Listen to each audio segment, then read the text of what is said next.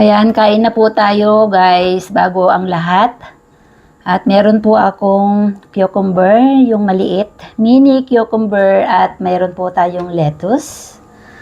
At yung ating kangkong na aking niluto. At yung ating sausawan na sausawan natin sa ating cucumber. At meron po akong rice at nilagay ko na po dyan yung aking tirang munggo. So, ayan po yung ating kakainin. More on vegetable po.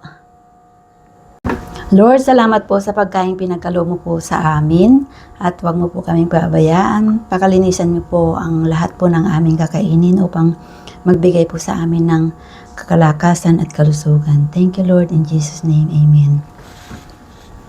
Let's eat po. Kain na po tayo. Mga sari-saring pagkain na aking kakainin.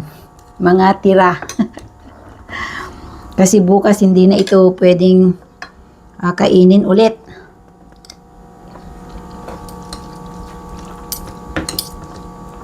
Dahil mainit ang panahon, kaya ang mga tirang pagkain kagabi ay kainin na ngayong araw na ito.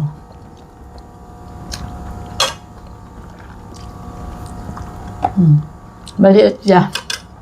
Ayan o. Ganyan lang siya o.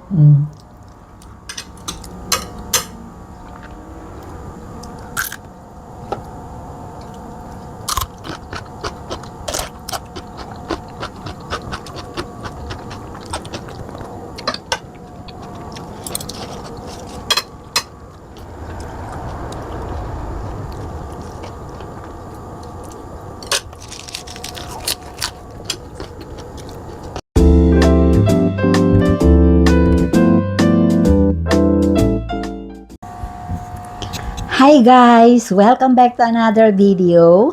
This is Ferliche TV. Ngayon ay naglalaba ako guys at parang tapos na yung aking nilalabhan.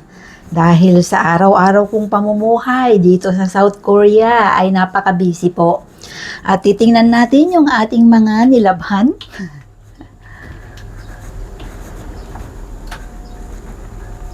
Ayan guys, at isasampay na natin. Dahil sa mainit na, ay isasampay ko lang dito sa may terrace namin.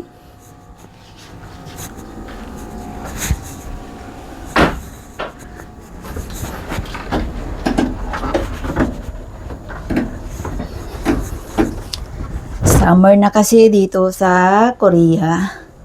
Kaya hindi ko na siya idinadryer. Winawashing ko lang at saka isasampay ko lang dito sa may maliit na space, I mean is terrace or stock room kung saan yung yung aking washing machine.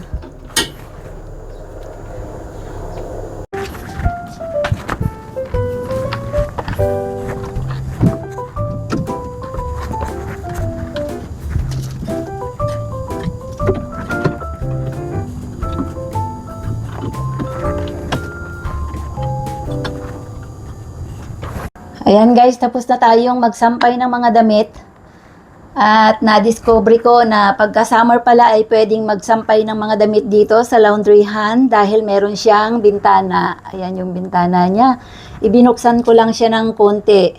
Kasi na-try ko nung isang araw, yung mga damit ni Binata ay sinampay ko dito.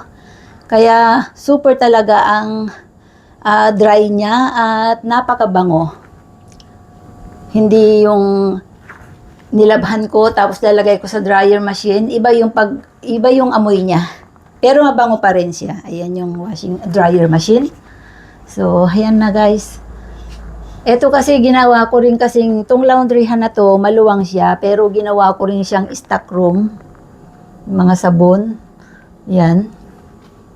Ayan, mga istakan ko siya. Mga shampoo. Ito, yung mga spray. Mga panlinis sa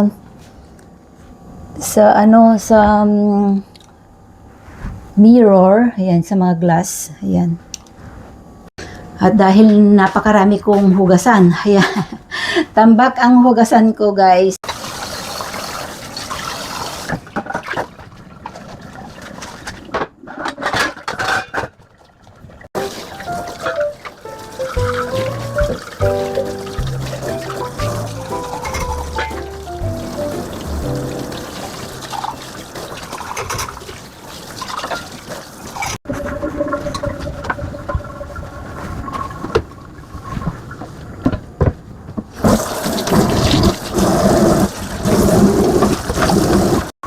Ayan, malinis na guys yung ating kusina.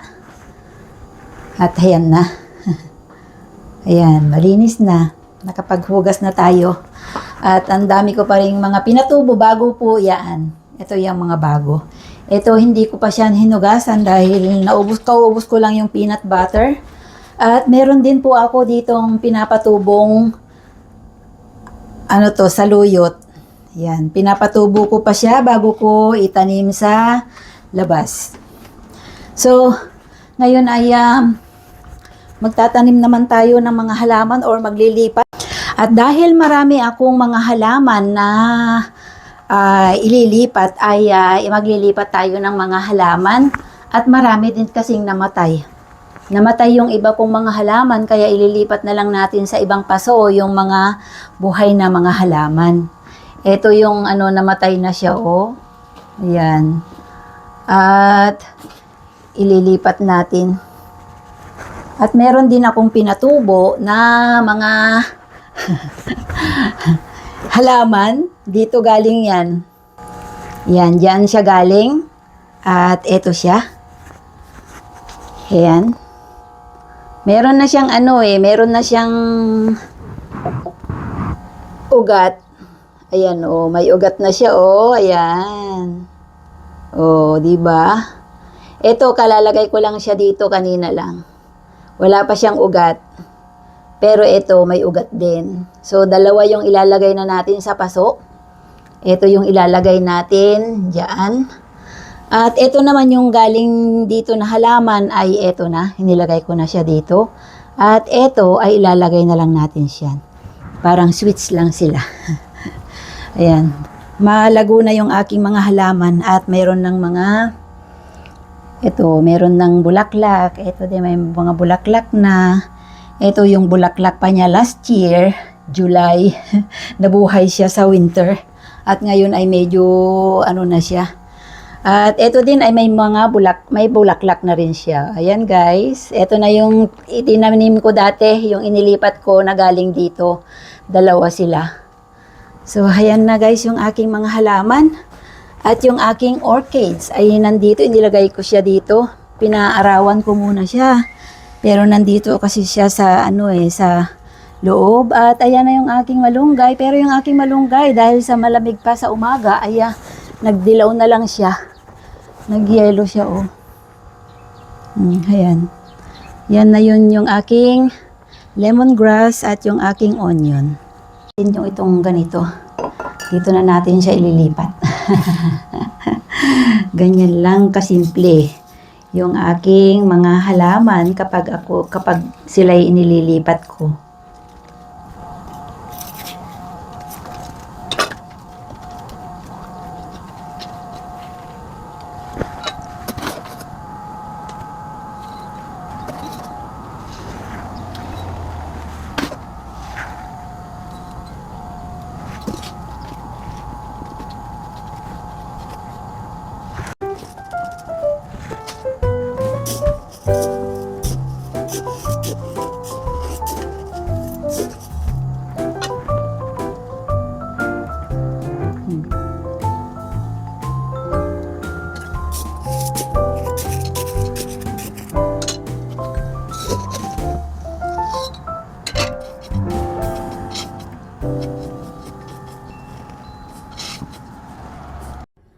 Ayan, magluluto ako guys ng pansit. Meron akong carrots, bell pepper, garlic, onion, chicken yung ating ilalagay at yung aking tanim na futsu sa ibaba.